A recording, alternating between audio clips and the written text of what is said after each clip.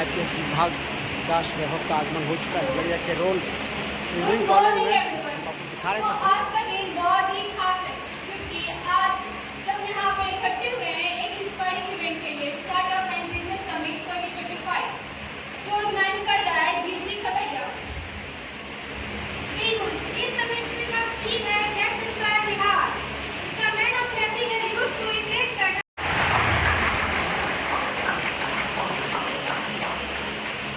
IPS विकास वैभव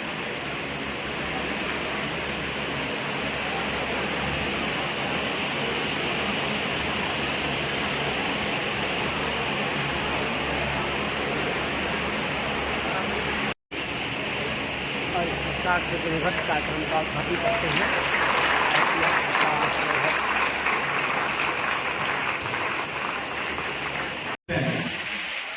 आज हमारे बीच में Vikas Vaibhav sir, inspector general of police Bihar जो है, उनका जो अपने आप में एक व्यक्तित्व है वो बहुत ही बड़ा व्यक्तित्व है। उन्होंने बहुत सारे सराहनीय काम किए हैं। सर IIT कानपुर के अलम्स रहे हैं और पिछले को निभाते हमारे लिए वक्त निकाला है। और जो लेट्स इंस्पायर बिहार है उसके लिए हम सर को देख के ही इंस्पायर हो सकते हैं। एज अ फैकल्टी इंचार्ज मैं सर को अब दीप प्रज्वलन के लिए आमंत्रित करना चाहता हूँ और सारे फैकल्टीज को भी और जितने भी हमारे अतिथिगण हैं कृपया सर को बुलाना चाहूँगा स्टेज पे 2 शब्द के बारे में बोलने के लिए।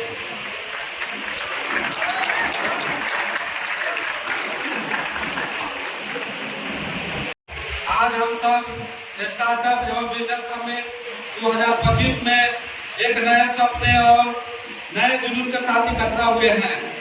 सबसे पहले मैं अपने मुख्य अतिथि श्री विकास वैभव सर का हार्दिक स्वागत करता हूं। सर का सफर हम सबके लिए प्रेरणा का स्रोत है। आप 2003 बैच के IPS ऑफिसर हैं और IIT कानपुर से मैकेनिकल इंजीनियरिंग की पढ़ाई करके आपने पुलिस सेवा में ज्वाइन की और क्राइम कंट्रोल और काउंटर इंसर्जेंसी के क्षेत्र में अपना एक अलग पहचान बनाई। आपको सत्येंद्र के दुबे मेमोरियल अवार्ड से भी सम्मानित किया गया जो ईमानदारी और निष्ठा का एक प्रतीक है। सिर्फ पुलिस सेवा में सीमित न रहकर आपने एक नई सोच के साथ युवा सशक्तिकरण और उद्यमशीलता के लिए पहल किया। आपका विजन है कि 2047 तक बिहार एक विकसित राज्य बने जहाँ को शिक्षा, रोजगार और उद्यमशीलता के अवसर मिले। मैं अपने स्टार्टअप संस्थापक का भी तहे दिल से स्वागत करता हूँ जो अपने सफल और अनुभव से हमारे छात्रों को प्रेरित करेंगे। बताना चाहता हूँ कि स्टार्टअप से GC Khagaria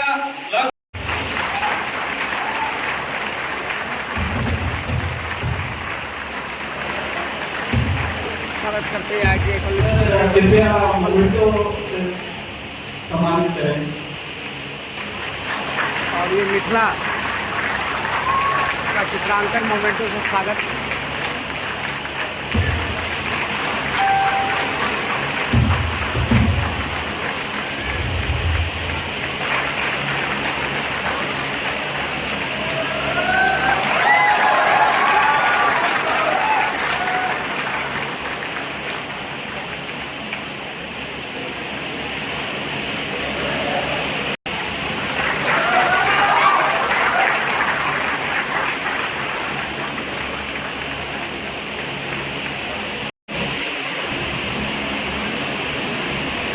ITI college road में IPS विकास वैभव के कार्यक्रम में शिरकत करते हुए छात्र एवं छात्रा तमाम अतिथिगण।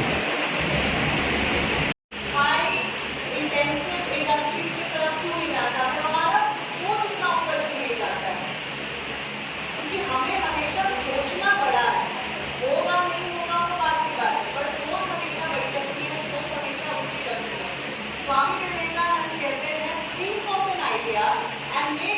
Idea your life. आप एक आइडिया के बारे में सोचिए और पैशनेटली उस आइडिया के पीछे लग जाइए। आपको जो भी जीवन में करना है, अगर आपको इंजीनियरिंग करना है, आप अच्छे से इंजीनियरिंग करिए। आपको यूपीएससी करना है, आप अच्छे से वो करिए। आपको करना है, आप अच्छे से वो करिए। But make something, make a good idea and just run behind it. Specially Bihar में देखती हूँ कि लोग आपको बिजनेस के लिए तो बहुत ज़्यादा उत्सुक नहीं रहते हैं। मतलब वो बोलेंगे नहीं बिजनेस मत करो। आपका काम नहीं है कि दुनिया आपके बारे में क्या सोचती है, वो दुनिया का काम है कि वो सोचते रहे। आप दुनिया को प्रूव करना। आप भगवान ने आपको वो काम दिए, एक से सुनो दूसरे से निकालो। जो आपको सही लगे वो आप अपने अंदर रखो। बातें सबकी सुनो, बट आपको जो लगता है वो प्यूरिफाई करो अपने अंदर, फिल्टर आउट करो कि जो भी फालतू बातें हैं मैं वो नहीं सुनूंगी। मुझे जो सही लग रहा है ईमानदारी से वो काम आप करो। ठीक, सरकार बहुत be a food provider for other families. आप ये सोचो वो कितनी गर्व की बात होती है आपके लिए। हमारे बिहार में कितना कैटल्स, कितने गाय भैंसे सब कुछ। और आप सोचो कि जो प्रोटीन पाउडर जो आता है इंडिया कंट्री में, वो सारा यूरोप से आता है। तो बिहार में कितना अच्छा अपॉर्चुनिटी, अगर हम ये सब मैन्युफैक्चर करें तो कितने लोगों को रोजगार मिलेगा। हम कितना पैसा लेकर आ सकते हैं बिहार में। हम किसके भरोसे बैठे हैं बिहार को डेवलप करने के लिए। अगर हम अपना पार्ट क्रिएट नहीं करेंगे, हम अपना कॉन्ट्रीब्यूशन नहीं देंगे किसी भी जगह को, तो फिर हम क्या क्रिएट करेंगे, फिर हमारा क्या इम्पैक्ट रह जाएगा as a society. Startup summit में इंजीनियरिंग कॉलेज खगड़िया जो इस अलौली में अवस्थित है, इतनी बड़ी संख्या में लोग आए और न केवल आए, जब अभी ओपी सिंह साहब पूछ रहे थे तो मैंने देखा बहुत बड़ी संख्या में मेल फीमेल दोनों स्टूडेंट स्टार्टअप बनाने में इंटरेस्टेड हैं। आगे स्टार्टअप बनाएंगे नहीं बनाएंगे वो तो फ्यूचर की बात हो गई, लेकिन एक रुचि को देखकर, इस भरे हुए ऑडिटोरियम को देखकर मन बहुत हर्षित है, आशान्वित है। और जब अलौली आरा में सीनियर एसपी थे और उस समय थोड़ी दूरी पर यहाँ से दरभंगा का एक ब्लॉक है कुशेश्वर स्थान, और कुशेश्वर स्थान के आगे जाने पर एक मंदिर है तिलकेश्वर स्थान।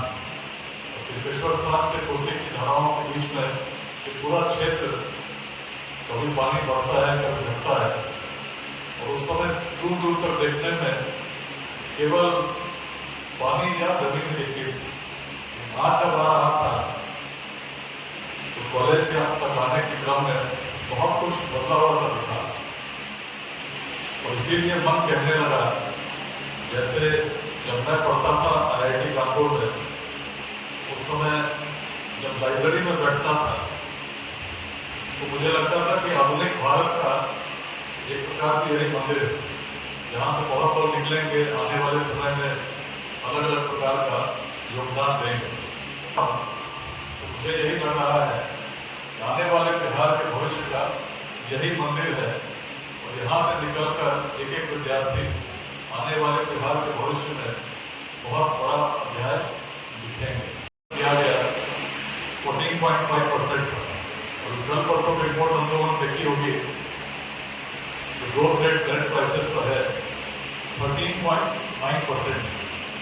उसको हमने देखा भारत में कुछ रिपोर्ट्स में नंबर 2 पर है, कुछ में नंबर 6 पर है, लेकिन बहुत ही तीव्रता के साथ कांस्टेंट प्राइस पर पहले ग्रोथ रेट बिहार का 9.2% था, अभी 8.64%।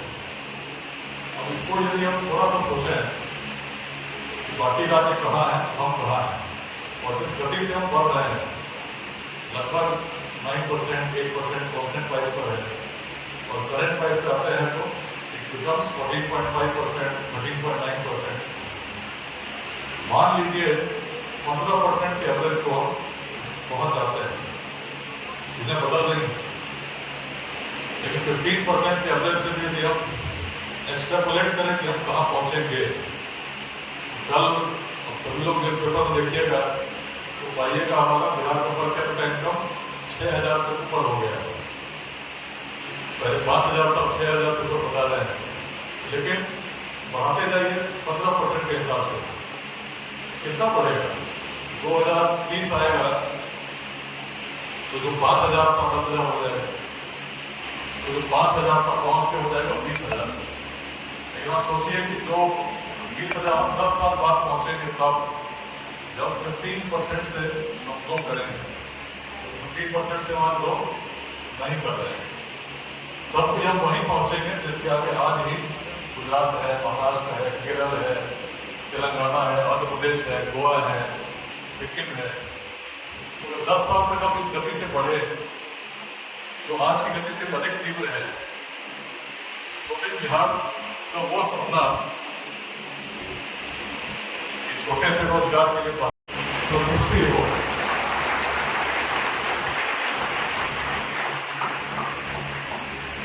इतना भी अधिक कर लिए मन संतुष्ट नहीं, जैसे बिहार को स्थापित कर दे दो।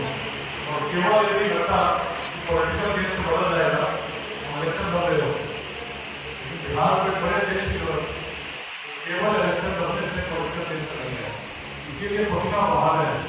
अभी आपकी भी मुंगेर जाएंगे, काफी बड़ा कार्यक्रम है, फिर सत्ता में चुनाव आएगा, फिर चुनाव हो जाएगा, फिर चुनाव दिल्ली में कार्यक्रम है, हैदराबाद में कार्यक्रम, ताकि अपने बिहार के पूर्वजों के संदेश को समझें और छोटे छोटे भावों से वो नए समय के साथ एक नए बिहार को बड़ी समस्या सबसे बड़ा है।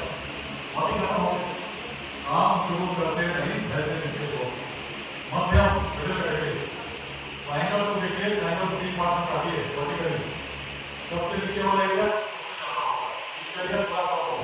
ऊपर सबसे छोटा होगा।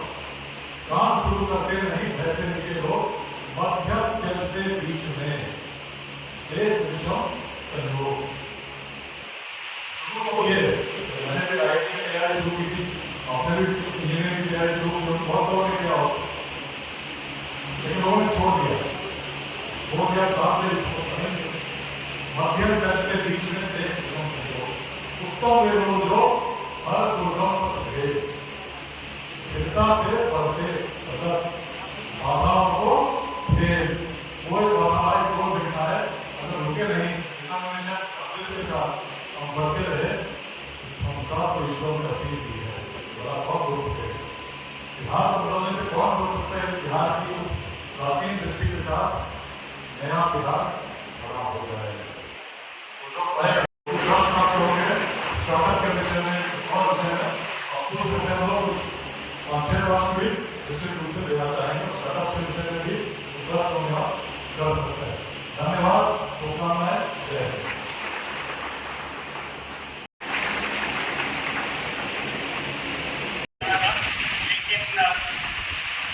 और हमारी जो कंपनी है DIY ग्रुप, हम लोग इलेक्ट्रिक व्हीकल्स में काम करते हैं और ये कंपनी मैंने 2016 में स्टार्ट की थी, 2016 में। अभी हमारी कंपनी दुबई में है, जर्मनी में है, मलेशिया में है, बांग्लादेश है। भारत में हमारे 4 सेंटर्स हैं, बैंगलोर, पुणे, मुंबई और दिल्ली में हमारे 2 जगह पे कंपनी है, नोएडा में और एक फरीदाबाद में। तो हम लोग करते क्या है, हम लोग बेसिकली स्टार्ट जो किए थे अपनी कंपनी की जर्नी, वो जो बड़ी कंपनियां हैं जैसे Hyundai हो गई, टाटा हो गई, MG मोटर्स हो गई, तो आपने सुना होगा जो सबसे पहले इलेक्ट्रिक गाड़ी भारत में आई थी, वो कोई बताएगा कौन सी पे उन्होंने 2017 में इंडिया में रिलीज किया। तो हमारा सपोर्ट करते थे और यहाँ से देर रात तक पढ़ा करते थे, 3 बजे 4 बजे, और तबीयत खराब होने लगी। बड़ी लगा कि ऐसे तो तबीयत खराब होगी, 4-5 दिन के बाद फिर बीमार पड़े, एक टाइम पा सकते थे, उसको वेस्ट करना है तो लगता चाहिए। तो लगा कि ऐसा चलता रहा तो टाइम का इंटरेक्शन नहीं। तो मैंने सिर्फ ही मन में एक संकल्प किया कि आज से 12 बजे से पहले सो जाएंगे और 5 बजे उठेंगे। और बड़े इस मन से सोया कि निश्चित मुझे 5 बजे उठना है, तो मेरी क्षमता मुझे लगता है कि 5 मिनट नहीं उठ सकते हैं। इससे पहले तक तो 5 मिनट उठाता बहुत उठाता तो मुझे नहीं उठते, लेकिन जैसे मन में ठान लिए कि सुबह 5 मिनट उठना है। अरे रमेश दिल्ली में समय थे, आँख खुली है, 1 सुबह मिशन का समय चल रहा था और घड़ी की ओर जब गई तो घड़ी पर एग्जैक्टली 5 बज रहा था। कोई अलार्म की जरूरत नहीं पड़ी, कुछ नहीं हुआ। तो माइंड अचानक क्या हुआ तो ब्रेकर।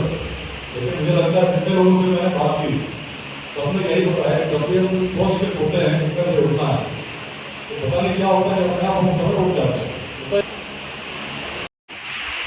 2012 में रिटायर किया था, साल मैंने जॉब भी किया था, उसके बाद मैंने स्टार्टअप शुरू किया था, तो मेरा जो प्रोडक्ट था इलेक्ट्रिक सेविंग इक्विपमेंट था।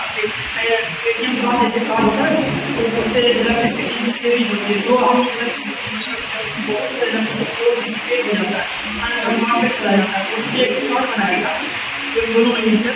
लेकिन उसको जब मैंने मार्केट वैल्यू देना चाहा तो मैंने करीब घर मार्केटिंग किया था, नहीं हो पाया। फिर दुकान जितने भी होते हैं उनके तो इतना शुरू किया, वो भी कोई नहीं किया। उसके बाद मैंने इंडस्ट्री फोकस किया था, लेकिन 2 महीने में किसी ने भी उस प्रोडक्ट को परचेज नहीं किया था। उसके बाद मैंने अमेजन पर भी डाला था, कोई परचेजिंग नहीं हुआ था। तो मैम हम जानना चाहते हैं कि आपको सबसे बड़ा चैलेंज क्या मिला बिजनेस को स्टार्ट करने में, और महिलाओं के लिए जैसे हम लोग अगर उस बिजनेस में जाना चाहें तो हम लोग के लिए क्या अपॉर्चुनिटी हो सकता है? Thank you. डिबेट करेंगे बहुत सारे, ठीक है। तो ये सबसे बड़ा चैलेंज आता है कि बिजनेस मत करो, और स्पेशली फैक्ट्री तो एक बहुत बड़े लेवल की बात हो जाती है फैक्ट्री लगाना।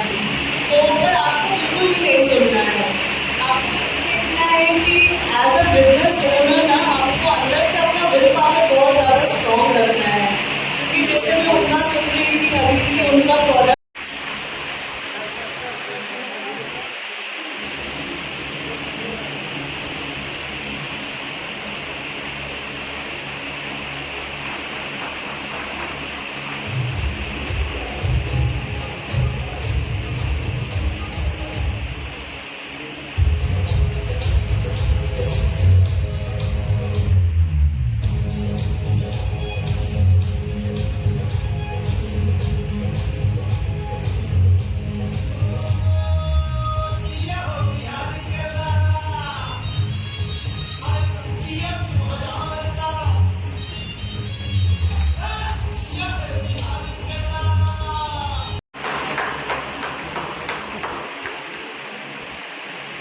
और इनको पहचान